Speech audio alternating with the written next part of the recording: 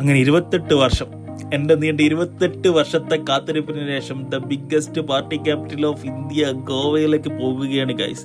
ഈ ചങ്ങായിനെ കാത്തുനിന്നിട്ട് വരണ്ടേ. ലാസ്റ്റ് ഓൻ്റെ വണ്ടിയിൽ തന്നെ പോകണമെന്നുള്ളതുകൊണ്ട് ഓൻ്റെ വണ്ടി എടുത്തിട്ട് ഞങ്ങളെ വിട്ട്. അവിടെയാണെങ്കിൽ കുറേ നേരമായിട്ട് എന്തൊക്കെയോ പറഞ്ഞിരിക്കുന്നുണ്ട്. എൻ്റെ മോനെ, നമുക്ക് എന്ത് ചെയ്യാനാ.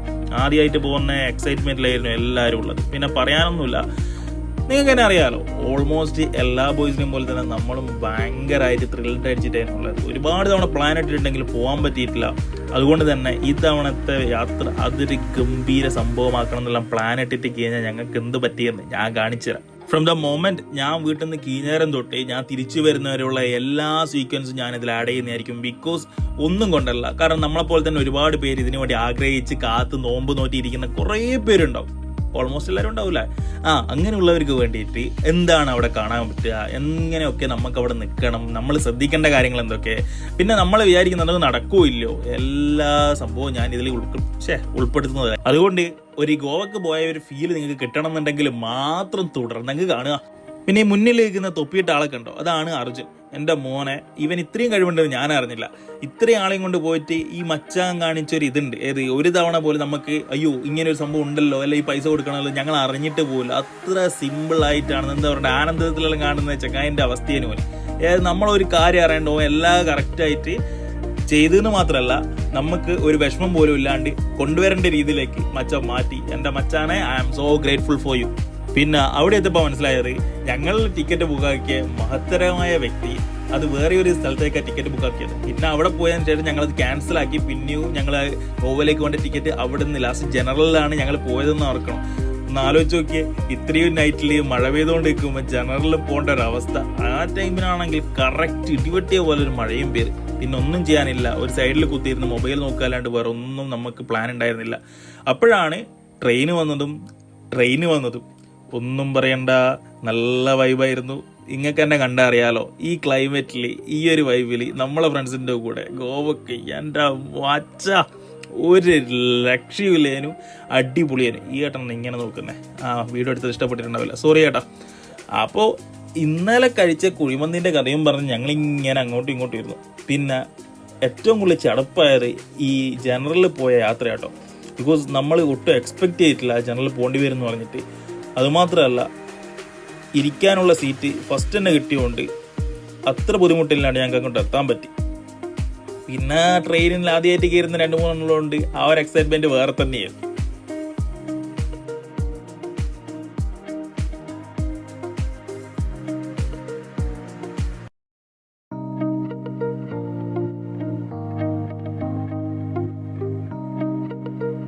അതും പോരായിട്ട് നമ്മളെ ട്രെയിനാണെങ്കിൽ ഒരു അരമണിക്കൂർ ലേറ്റ് ആയിട്ട് എല്ലാ സ്റ്റേഷനും വിട്ടത്. കാരണം നല്ല മഴയുണ്ടായിരുന്നു. അതേപോലെ തന്നെ മറ്റേ ട്രെയിൻ വരേണ്ട വെയിറ്റിംഗ് എല്ലാം ആയിട്ട് ഞങ്ങളോട് പറഞ്ഞത് 9 മണി. എന്ന് വെച്ചാൽ ഞങ്ങൾ പ്ലാൻ ചെയ്തിട്ട് ഗോവയിൽ എത്തണം എന്ന് പറഞ്ഞത് 9 മണി AM ഞങ്ങൾ അവിടെ എത്തുന്നത് 1:30 മണിക്കാണ്. വിച്ച് മീൻസ് ഞങ്ങളെ പ്ലാൻ ഓൾറെഡി അവിടെ ഫ്ലോപ്പായി.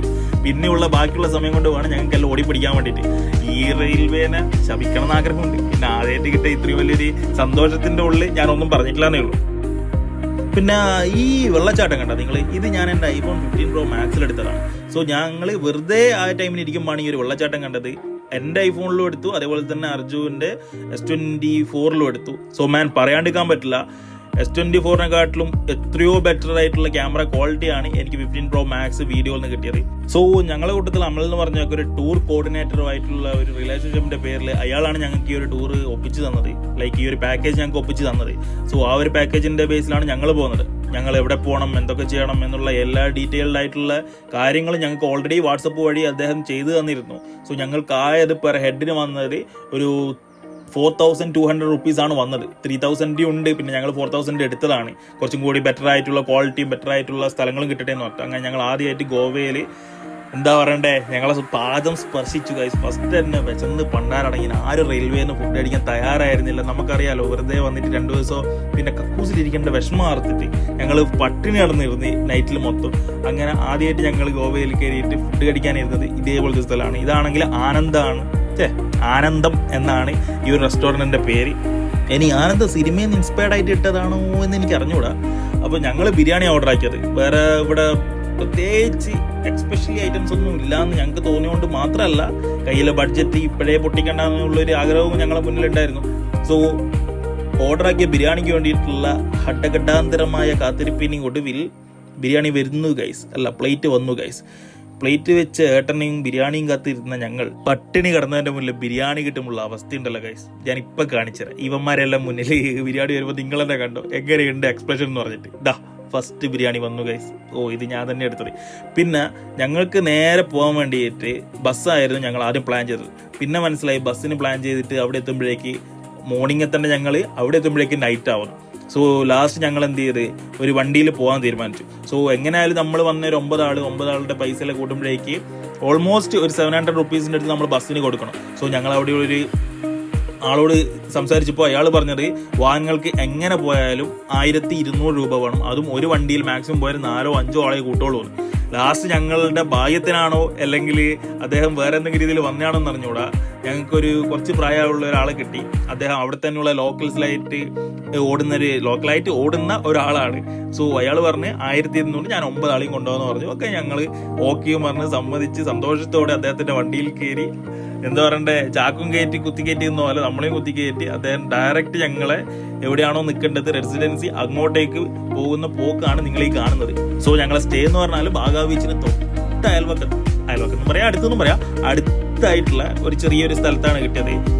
പക്ഷേ ഞങ്ങൾ വിചാരിച്ചതിനെക്കാട്ടും നല്ല റൂമായിരുന്നു. ഞങ്ങൾ ഇത്ര വിചാരിച്ചില്ല. കാരണം വരുന്ന വഴി എന്നെല്ലാം പറഞ്ഞാൽ ഗവൺമെന്റ് എന്ന് വെച്ചാൽ കേരളത്തിന്റെ ഒരു പ്രാന്തപ്രദേശം എങ്ങനെയുണ്ട് അതേപോലത്തെ സ്ഥലം നമ്മൾ ഗോവയിൽ നിന്ന് ഇങ്ങോട്ടേക്ക് വരുമ്പോഴുള്ള സ്ഥലം എന്ന് പറഞ്ഞാൽ ഞങ്ങൾ തന്നെ വിചാരിച്ചു ദൈവമേ ഇങ്ങോട്ടാണല്ലോ വന്ന് പെട്ടുപോയത്, നമ്മൾ വിചാരിച്ചതൊന്നും അല്ലല്ലോ എന്ന്. പക്ഷേ കാണാൻ പോകുന്നേ ഉണ്ടായിരുന്നുള്ളൂ എന്ന് അറിഞ്ഞില്ല. പ്രത്യേകിച്ച് ഇതെല്ലാം നമ്മൾ വിചാരിക്കുന്ന പോലെ നമ്മൾ സിനിമയിൽ കാണുന്ന പോലത്തെ ഒരു ഏരിയ അല്ല. ഒരു ഒറ്റപ്പെട്ടിട്ട് ഇടക്കിടക്ക് 2-3 സ്ഥലങ്ങളുണ്ട്. അവിടെയാണ് മെയിൻ ആയിട്ടുള്ള ഇങ്ങനത്തെയുള്ള കാര്യങ്ങളും ആളുകൾ കൂടുതൽ ഗ്യാദർ ചെയ്യുന്നതും ഇതുപോലുള്ള മാർക്കറ്റ് പ്ലേസ് എല്ലാം ഉള്ളത്. സോ അവിടെ പോയാലും നമുക്ക് മനസ്സിലാവും okay this was the thing that we so. നമ്മൾ കേട്ടതും അറിഞ്ഞതും പറഞ്ഞതും എല്ലാം ആയിട്ടുള്ള കാര്യങ്ങൾ ഇതാണ് എന്ന് ആ ഒരു പ്രത്യേക സ്ഥലത്തെത്തിയാലേ നമുക്ക് മനസ്സിലാവുള്ളൂ. അങ്ങനെ ഞങ്ങൾക്ക് നിൽക്കേണ്ട സ്ഥലത്തെത്തി. ഓൾമോസ്റ്റ് ഒരു 20 മിനിറ്റ്സോട് കൂടി ഞങ്ങളെ ഡീറ്റെയിൽസും കാര്യങ്ങളെല്ലാം സബ്മിറ്റ് ചെയ്ത് ഞങ്ങൾക്ക് റൂമിലേക്ക് പോകേണ്ട പെർമിഷൻ കിട്ടി. സോ ഞാൻ എന്ത് ചെയ്ത് തൊട്ടപ്പുറത്തുള്ള കടകളിലൊന്നും നോക്കി. അറിയണമല്ലോ, ഗോവയിൽ വരുമ്പോഴേ എന്നോട് പറഞ്ഞു അവിടെയെല്ലാം ഒരുപാട് സാധനങ്ങൾ വാങ്ങാനും കിട്ടും, അതേപോലെ തന്നെ ഇമ്പോർട്ടൻ്റ് ആയിട്ടുള്ള നല്ല എന്ന് പറഞ്ഞാൽ എത്തനിക് ആയിട്ടുള്ള കുറച്ച് ഐറ്റംസ് കിട്ടും. ഞാൻ പോയി നോക്കി, എനിക്ക് അങ്ങനെ ഒന്നും സാധനമൊന്നും ഞാൻ കണ്ടിട്ടില്ല. ഞാനാണെങ്കിൽ 2-3 ദിവസം തപ്പുകയും ചെയ്ത് ആകെ എല്ലാ കടയിലുള്ളത് ഒരേ സാധനം, എല്ലാവരും ഒരേ വെണ്ടറിൻ്റെ അടുത്ത് നിന്ന് വാങ്ങി വെക്കുന്ന പോലത്തെ ഒരു വെറൈറ്റി ആയിട്ട് എന്തെങ്കിലും ഒന്ന് കിട്ടിയാലല്ലേ ഉള്ളൂ. ആകെ കൂടി ഒരു ഗോവയിൽ ഒരു ഷർട്ടും അതേപോലെ തന്നെ ഒരു ഒരു ട്രൗസറും കിട്ടും. വേറെ ഒന്നും എനിക്ക് സ്പെഷ്യലായിട്ട് ഗോവയിൽ വാങ്ങണം അല്ലെങ്കിൽ പർച്ചേസ് ചെയ്യണമെന്ന് തോന്നിയിട്ടില്ല. ഞാൻ കാണിച്ചു തരാം, ഞാൻ ഓരോന്നായിട്ട് നിങ്ങൾക്ക് കാണിച്ചു തരാം. സോ ഇവിടെയാണ് ഞങ്ങൾ സ്റ്റേ ചെയ്യുന്നത്. സ്റ്റേജിൻ്റെ കാര്യങ്ങളും അവിടെയുള്ള പൈസയെല്ലാം സെറ്റിൽഡാക്കുന്നത്. സോ ഞാൻ ആദ്യം തന്നെ പറഞ്ഞല്ലോ, ഞാൻ കുറച്ച് കടകളിൽ കയറിയെന്ന്. ഈ കടകളിലൊക്കെ കാണാൻ കിട്ടുന്ന ഇതേപോലത്തെ കുറച്ച് ഐറ്റംസാണ്. എന്ന് വെച്ചാൽ തൂക്കിയിട്ട് അല്ലെങ്കിൽ എന്താ പറയണ്ടേ കുറച്ച് ഡെക്കറേറ്റ് ആക്കി വെക്കേണ്ട കുറച്ച് ഐറ്റംസ് എല്ലാം ഒരേപോലെ തന്നെ. അങ്ങോട്ട് തിരിച്ചും മറിച്ചു വിട്ടാൽ എങ്ങനെ ഉണ്ടാവും, ഒരു കോയിൻ്റെ 2 വശങ്ങൾ പോലത്തെ ഒരുപാട് ഐറ്റംസ്. അല്ലാണ്ട് എന്ന് പറയണ്ടേ ഈ ഗേൾസൊക്കെ വന്നാൽ അവർക്ക് വാങ്ങിക്കൂട്ടേണ്ട കുറേ ഐറ്റംസ് ഉണ്ട്. ബോയ്സിനൊന്നും ഞാൻ അധികം കണ്ടിട്ടില്ല. പിന്നെ ഇതെല്ലാം കഴിഞ്ഞ് ഞാൻ നേരെ റൂമിലേക്ക് പോയി. റൂമിൽ പോകുമ്പോൾ അതാ കാണുന്ന മോനെ enjoyment of the year of the award of the India. ഇവന്മാർ ഈ തുള്ളി കണ്ട് ഞാനും 2 തുള്ളാൻ നിന്നു. ഞങ്ങൾ അങ്ങനെ തുള്ളി അവസാനം മഴ. യെസ് ഗൈസ്, മഴ ചതിച്ചു. ഗോവയിൽ വന്നിട്ട് ട്രിപ്പ് അടിച്ച് സന്തോഷിക്കാന്ന് വെച്ചാൽ ഞങ്ങൾ ഇതാ വന്ന് റൂമിൽ കയറിയാൻ പറഞ്ഞാൽ മഴ പെയ്യുന്നു. അത് കൊടൂര മഴ, പുറത്തൊന്നും ഇറങ്ങാൻ പറ്റുമോ? എപ്പോഴേക്കാണ് ഞങ്ങൾ അറിഞ്ഞത് അപ്പുറത്ത് പൂളുണ്ട്. പിന്നെ ഒന്നും നോക്കിയില്ല, പൂളിൽ ചാടി. സോ ആദ്യത്തെ ദിവസത്തെ കുത്തിമറികളിന് ശേഷം 2ാമത്തെ ദിവസത്തെ യാത്ര എന്ന് വെച്ചാൽ 2ാം ദിവസം നമുക്ക് ഒരുപാട് സ്ഥലങ്ങൾ കവറാക്കാനുണ്ട്. ഫസ്റ്റ് ദിവസം തന്നെ ഞങ്ങൾക്ക് മിസ്സായി. ഓൾമോസ്റ്റ് എല്ലാ സ്ഥലങ്ങളും ഞങ്ങൾ വിചാരിച്ച ഒരു സ്ഥലത്ത് പോലും പോകാനായിട്ടില്ല. അത് കൂടി ബാഗാ ബീച്ചിന്റെ കുറച്ച് ഭാഗങ്ങൾ മാത്രം ഒന്ന് കണ്ടിട്ട് തിരിച്ചു വരിക ചെയ്തത്. സോ ഞങ്ങൾക്ക് ഈ മോർണിംഗ് തൊട്ട് എല്ലാ സ്ഥലങ്ങളും കവറാക്കണം എന്നുള്ള ഒടുക്കത്താഗ്രഹമായിരുന്നു. അതിൻ്റെ ഇടയ്ക്ക് മഴ ഒന്ന് മിന്നിച്ചിട്ട് പോയി. സോ ഞങ്ങൾ നിന്ന് കുറച്ച് വെള്ളമെല്ലാം കുടിച്ച് എല്ലാവരും കൂടി പോകുന്ന വഴിക്ക് ഞങ്ങൾക്ക് വഴിതെറ്റി ഗൈസ്. ഞാനും അച്ഛൻ പോയ വഴി മാറി ഇങ്ങോട്ട് തന്നെ വരേണ്ടത്, ഓൾഡ് ഗോവയിലേക്ക് തന്നെ വരേണ്ടത്. ഞങ്ങൾ വേറെ വഴിയിലോട്ടും ബാക്കിയുള്ള 7 ആള് വേറെ വഴിയിലോട്ടും വന്ന് ആരല്ല ഭൂമി കറങ്ങിയതല്ലേ എന്ന് പറഞ്ഞിട്ട് ഞങ്ങൾ ഡയറക്റ്റ് ആയിട്ട് വിടുകയും ചെയ്ത്. പിന്നെ തിരിച്ചു വരുത്ത് ഭയങ്കര ചടങ്ങാണ്. സോ ഇതാണ് മോനെ എന്തോ ഫോർട്ടോ എന്നെന്തോ പറഞ്ഞു, ഞാൻ മറന്നുപോയി പേര്. പക്ഷെ കാണാൻ അടിപൊളി. നമ്മൾ ലൂസിഫറിലെ മോഹൻലാലിലും വന്ന് നിൽക്കുന്ന പോലത്തെ ഒരു സൈറ്റ്. ഒത്തിരി ആളുകളെ കൊണ്ട് മാത്രം മക്കളെ ഈ മഴക്കാലത്ത് വരെ ഗോവയിൽ ആളുകൾക്ക് ഒരു പഞ്ഞവുമില്ല. സോ ഞങ്ങളൊന്ന് ചുറ്റിക്കറങ്ങി കുറച്ച് ഫോട്ടോസ് അതേപോലെ തന്നെ ബാക്കിയുള്ള അല്ലറ ചില്ലറ പരിപാടികളെല്ലാം കഴിഞ്ഞതിന് ശേഷം ഉള്ളിൽ കയറി. ഉള്ളിൽ കുറേ കാണാനുള്ള ഒരുപാട് ഐറ്റംസ് ഉണ്ട്. പഴയ മ്യൂസിയം പോലെയുള്ള ഒരു ആർട്ട് ഗാലറിയും കാര്യങ്ങളും, പിന്നെ പുരാതനമായിട്ടുള്ള ഒരുപാട് ഫോട്ടോസ്, കോയിൻസ്, പുസ്തകങ്ങൾ, പിന്നെ പണ്ടത്തെ പടച്ചട്ടകൾ. നമ്മുടെ ഡേ 2 ഇൻ ഗോവ. സോ അതിനുശേഷം ഞങ്ങൾക്ക് എല്ലാവർക്കും കുറച്ച് സാധനങ്ങളും ഐറ്റംസ് എല്ലാം വാങ്ങണമെന്ന് പറഞ്ഞുകൊണ്ട് ഞങ്ങൾക്ക് തന്ന കോർഡിനേറ്റർ പഞ്ചിം മാർക്കറ്റ് എന്ന് പറഞ്ഞൊരു സംഭവം ഞങ്ങൾക്ക് തന്നത്. സോ ഞങ്ങൾ ഗൂഗിളിൽ സെർച്ച് ചെയ്ത് മാപ്പ് ഇട്ട് വന്നത് ഈ ഒരു മാർക്കറ്റിലേക്കാണ്. എൻ്റെ ഗായ്സ് ഒരുപാടുണ്ട് ടീഷർട്ടായിട്ടും കാര്യങ്ങളെല്ലാം ഉണ്ട്. പക്ഷേ ഇവിടെ ഏറ്റവും കൂടുതലുള്ളത് മാർക്കറ്റിലെ പഴങ്ങളും പച്ചക്കറികളും കൃഷി ഐറ്റംസും ആണ് ഗായ്സ്. സോ ഞങ്ങൾ കട്ടക്ക് തേഞ്ഞെന്ന് മനസ്സിലായപ്പോഴാണ് എനിക്ക് ഓർമ്മ വന്നത്, നമ്മൾ ഈ ഫോട്ടോസിലും കാര്യങ്ങളിലും എല്ലാം കാണുന്ന ഈ കളർഫുൾ ബിൽഡിങ്സ് ഉണ്ടല്ലോ ഗോവയിൽ. സോ അതൊന്നും അടിച്ചു നോക്കിയപ്പോൾ തൊട്ടടുത്ത് എന്ന് വെച്ചാൽ ഈ പഞ്ചി മാർക്കറ്റിന്റെ തൊട്ട അയൽവക്കത്ത് ഒരു 1 കിലോമീറ്റർ ഓൾമോസ്റ്റ് ഉണ്ട്, അങ്ങോട്ടേക്ക് പോകാന്ന് പറഞ്ഞു. സോ ഞങ്ങൾ അങ്ങോട്ട് പോയി നോക്കുമ്പോൾ കുറച്ച് കളർഫുൾ ആയിട്ടുള്ള അടിപൊളി ബിൽഡിങ്സ് എല്ലാം ഉണ്ടായിരുന്നു. ഇവിടുന്ന് ഒരുപാട് ഫോട്ടോസ് ഞങ്ങൾ എടുത്ത്. പക്ഷെ എടുത്തുകൊണ്ട് നിൽക്കുമ്പോഴാണ് ഞങ്ങൾ അറിഞ്ഞത് this is A private residential area എന്ന് പറഞ്ഞാൽ ഇവിടെ വന്നിട്ട് ഫോട്ടോസും കാര്യങ്ങളും എടുക്കണ്ടെങ്കിൽ അവിടുത്തെ വരെ പെർമിഷൻ ഉണ്ടായി. ലൈക്ക് ഞങ്ങളിങ്ങനെ ഫോട്ടോസും കാര്യങ്ങളും എടുത്തുകൊണ്ട് നിൽക്കില്ലായിരുന്നു ദ കളർ ബിൽഡിങ്സിന്റെ അടുത്ത്, ഒരുപാട് കളർഫുൾ ആയിട്ടുള്ള ബിൽഡിങ്സ് കാര്യങ്ങളൊക്കെ ഉള്ള സ്ഥലത്ത്.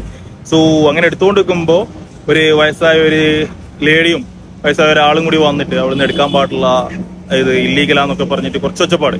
ലൈക്ക് ദേസൈ അത് പബ്ലിക് ആയിട്ടുള്ള ഒരു ഏരിയ അല്ല, കൊമേഴ്ഷ്യൽ ആയിട്ടുള്ള ഏരിയ അല്ല, പ്രൈവറ്റ് ആയിട്ടുള്ള ഏരിയ എന്നാണ് പറയുന്നത്. സോ അങ്ങനെയുള്ള സ്ഥലത്ത് നിന്ന് ദയവ് ചെയ്ത് ഇപ്പൊ നിങ്ങൾ വരുന്നുണ്ടെങ്കിൽ തന്നെ അങ്ങനെയുള്ള സ്ഥലങ്ങളിൽ പോയിട്ട് എടുക്കാണ്ട് നിൽക്കുക. സോ ഒരു പ്രശ്നത്തിൽ പോയി ചാടണ്ടെന്ന് പറഞ്ഞിട്ടാണ് ഇപ്പോഴേ ഒരു മുൻകരുതൽ എല്ലാവർക്കും തരുന്നത്. അപ്പൊ മുൻകരുതലെല്ലാം തന്ന സ്ഥിതിക്ക് അടുത്ത ഞങ്ങളുടെ ഡെസ്റ്റിനേഷൻ എന്ന് പറഞ്ഞാൽ മിറാമർ ബീച്ചായിരുന്നു. സോ മിറാമർ ബീച്ചിലെത്തി അവിടെ കഴിക്കേണ്ട കുറച്ച് ഐറ്റംസ് എല്ലാം ഉണ്ടായിരുന്നു. അതെല്ലാം വാങ്ങി, ഞാൻ വാങ്ങിയതല്ല, അർജു വാങ്ങിയതാണ്. അങ്ങനെ എല്ലാവരുടെയും മെയിനായിട്ടുള്ള ഉദ്ദേശമായ വായനോക്കലും കാര്യങ്ങളൊക്കെ കഴിഞ്ഞതിന് ശേഷം ഞങ്ങൾ അവതരിപ്പിക്കുന്ന പുതിയ പരിപാടി മിറാമർ ബീച്ചിലെ വെയിലത്തുള്ള കാഴ്ചകൾ. എൻ്റെ മോനെ ഈ വെയിലത്ത് അവന്മാർ ക്രിക്കറ്റ് കളിക്കുന്ന കണ്ടിട്ട് കളിക്കണമെന്നുണ്ടായിരുന്നു. പക്ഷേ അങ്ങോട്ട് പോയിട്ട് വെറുതെ അവന്മാരെ വായിലിരിക്കുന്ന കേൾക്കണ്ടല്ലോ എന്ന് വെച്ചിട്ട് ഞങ്ങൾ അപ്പുറത്തിരുന്ന് ചേച്ചിട്ട് ചായയും വാങ്ങി കുടിച്ചിട്ട് ഞങ്ങൾ നമ്മൾ മിറാമർ ബീച്ചിലാണുള്ളത്. സോ മിറാമർ ബീച്ച് എൻ്റെ അഭിപ്രായത്തിൽ ബാഗ ബീച്ചിൻ്റെ അത്ര ഒന്നുമില്ല. So when you guys are visiting Goa എപ്പോഴും ബാഗ ബീച്ച് ഒന്ന് ഫോക്കസ് ചെയ്യാൻ ശ്രമിച്ചോ. പ്രത്യേകിച്ച് മിറാമർ ബീച്ച് മോശമൊന്നുമല്ല, പക്ഷേ എന്താ പറയണ്ടേ, you know what I mean right. പിന്നെ ബാക്കിയുള്ള ബീച്ചിൽ ഇല്ലാത്ത പോലെ ഈ ബീച്ചിൽ കുറച്ച് ഇരിക്കാനുള്ള പാർക്കുകളും അതേപോലെ തന്നെ കുറച്ച് സ്റ്റാച്യൂസ്, പിന്നെ കുറച്ച് ഫോട്ടോ എടുക്കാനുള്ള കുറച്ച് സൈറ്റ്സ് എല്ലാം ഇവിടെ കൂടുതലാണ് കേട്ടോ. അത് പറയാണ്ടിരിക്കാൻ പറ്റൂല. അതേപോലെ തന്നെ നമുക്ക് ഇവിടെ ഡ്രിങ്ക്സ് കാര്യങ്ങളിൽ ഇവിടുന്ന് കിട്ടുകയും ചെയ്യും, ഫുഡ് ഐറ്റംസ് കിട്ടും, ടോയ്ലറ്റ്സ് തൊട്ടപ്പുറത്ത് തന്നെ എന്ന് പറഞ്ഞിട്ട് 1 കിലോമീറ്റർ ഞാൻ നടന്നു പോയി. ഞാനും അതേപോലെ തന്നെ ആയിട്ടും 1 കിലോമീറ്ററാണ് ഞങ്ങൾ ഒരു ടോയ്ലറ്റിന് വേണ്ടി നടന്നത്. അതൊന്ന് മനസ്സിൽ വെച്ചാൽ നല്ലതായിരിക്കും. സോ അവിടുന്ന് ഞങ്ങൾ നേരെ വിടുന്നത്, കാരണം ഞങ്ങൾ ഓൾമോസ്റ്റ് ഡേ കംപ്ലീഷൻ ആയിന്. പിന്നെ ഒരുപാട് സ്ഥലങ്ങൾ ഞങ്ങൾക്ക് കവർ ചെയ്യാനുണ്ട്. സോ കവർ ചെയ്യേണ്ട ടൈം ഞങ്ങൾക്ക് ഇല്ലാത്തതുകൊണ്ട് ഡയറക്റ്റ് ആയിട്ട് ഞങ്ങൾ ബാഗ ബീച്ചിലേക്ക് പോയിട്ട് അവിടെയുള്ള ബാക്കിയുള്ള കാര്യങ്ങളൊക്കെ കഴിഞ്ഞ് ഒന്ന് നൈറ്റ് മൊത്തം അവിടെയുള്ള നൈറ്റ് തിങ്സ് എന്ന് വെച്ചാൽ അതിൻ്റെ ചുറ്റുവട്ടത്ത് എന്ന് വെച്ചാൽ സൗത്ത് ഗോവയിൽ കാണാണ്ട ഒരുപാട് ഐറ്റംസ് നൈറ്റിലാണ് ഉള്ളതെന്ന് പറഞ്ഞുകൊണ്ട് ഞങ്ങൾ ഡയറക്റ്റ് ആയിട്ട് അങ്ങോട്ടേക്കാണ് പോകുന്നത്. കാരണം ലേറ്റ് ആയിട്ടുണ്ടെങ്കിൽ അതിൻ്റെതായിട്ടുള്ള പ്രശ്നങ്ങൾ ഉണ്ട് എന്ന് പറഞ്ഞു. പിന്നെ ഗോവയിൽ ഒരുപാട് റോഡുകളുണ്ട് ഗൈസ്. ഈ റോഡുകളിൽ കവർ ചെയ്യാനാണ് നമ്മൾ വന്നതോ എന്ന് ചെറിയൊരു ഡൗട്ട് നമുക്ക് ഇടക്കെല്ലാം തോന്നിയാൽ സർവ്വ സ്വാഭാവികം മാത്രം. അതിനിടയ്ക്ക് ഒരു പറക്കുന്ന ഡോൾഫിൻ ഞാൻ കാണിച്ചതേ. ഇപ്പം വെയിറ്റ് ആക്ക്.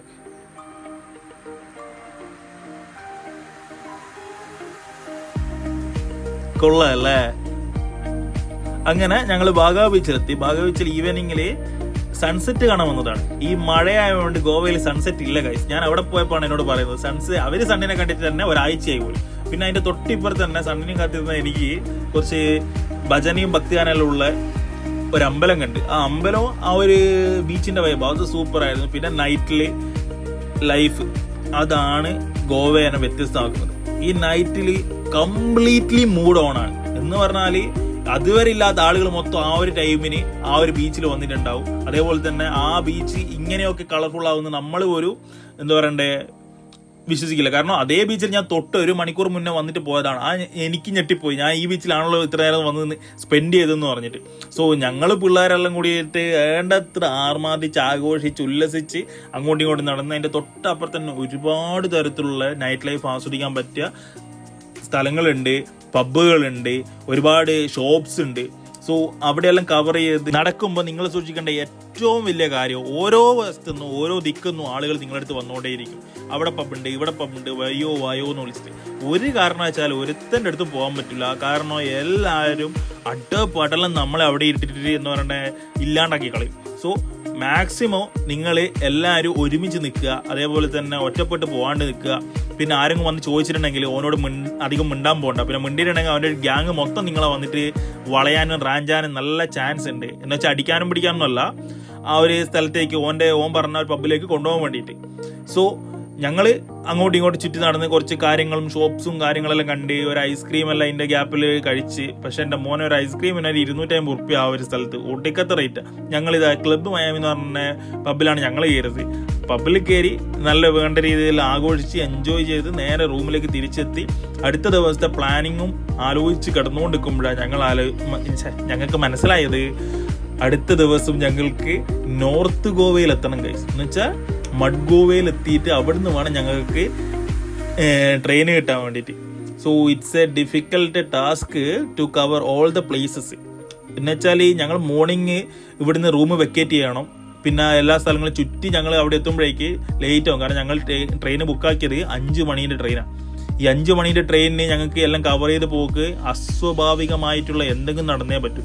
സോ ഞങ്ങൾ റൂം വെക്കേറ്റ് ചെയ്ത് ഡയറക്റ്റ് ആയിട്ട് ആ ഒരു റെയിൽവേ സ്റ്റേഷനിലേക്ക് പോകാമെന്ന് വെച്ചു. സോ പോകുന്ന വഴിക്ക് എന്തൊക്കെയുണ്ട് അതൊക്കെ കവർ ചെയ്യാനായിരുന്നു ഞങ്ങളുടെ പ്ലാന്.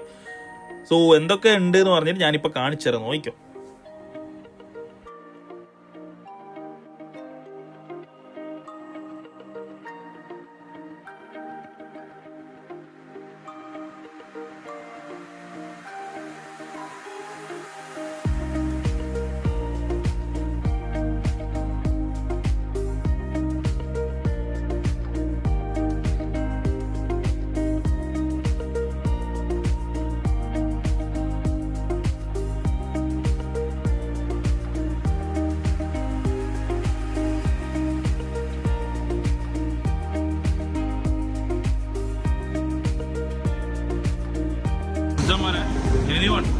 ആരെങ്കിലും അങ്ങനെ നടന്ന ശീലമില്ല എന്നുണ്ടെങ്കിൽ ഇവിടെ മഡ് ഗോവ നമ്മുടെ നാട്ടിലേക്ക് തിരിച്ചു പോകുന്ന ട്രെയിനിൽ കയറാവുന്ന സമയത്ത് പല ആളും നിങ്ങൾ മൂച്ച് ചെയ്തിട്ട് നമുക്ക് ട്രക്കിങ് പോകാം. പക്ഷെ ഒരു കാരണം വെച്ചാൽ നടക്കാൻ നിൽക്കരുത്, നടന്ന് ഊപ്പാടത്തിൽ പോകും. ഞാൻ പറയുന്നത് ഒരു ഓട്ടോവോ ക്യാബോ എന്തെങ്കിലും ബുക്ക് ചെയ്തിട്ട് വന്നാൽ മതി മക്കളെ. ഗോവയിൽ നടക്കാൻ മാത്രം പോണ്ട.